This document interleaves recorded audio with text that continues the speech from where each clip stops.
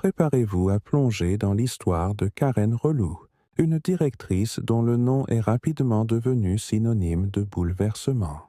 Karen Relou arrive au concessionnaire tel un ouragan en tailleur. On la nomme directrice et dès sa première apparition, elle dégage une confiance qui frise l'arrogance. C'est une femme brune, tirée à 4 épingles, avec un sourire qui pourrait vendre n'importe quelle voiture, même sans moteur.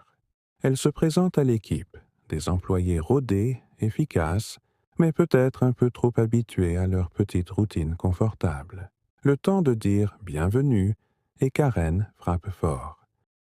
Sans la moindre diplomatie, ni la moindre réunion de consultation, dès sa première semaine, elle lâche la bombe.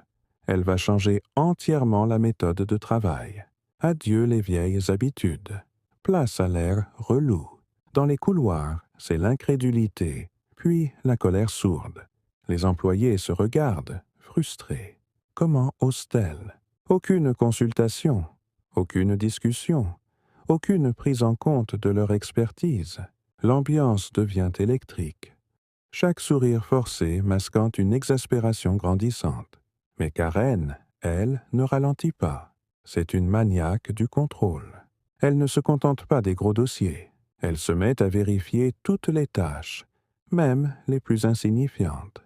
Elle passe derrière les commerciaux, inspecte les factures, critique la disposition des stylos sur les bureaux. C'est de l'hyper-management poussé à l'extrême.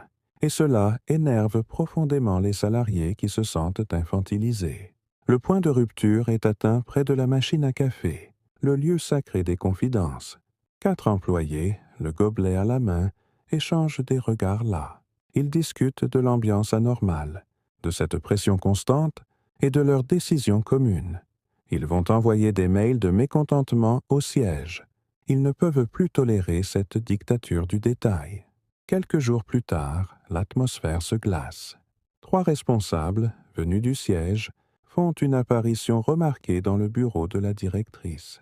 Une entrevue tendue commence et le visage de Karen, habituellement si sûr de lui, trahit une gêne palpable. L'heure des comptes a sonné. Elle se retrouve face à l'échec de son management vertical et incontrôlé. Une semaine plus tard, c'est la fin du règne relou. Karen est licenciée. On la voit rassembler ses affaires, un carton à la main, le même costume de pouvoir qui semble maintenant si dérisoire. Elle quitte l'entreprise dans un silence pesant. Mais ce silence n'est que l'antichambre de la joie. Le soir même, on retrouve les employés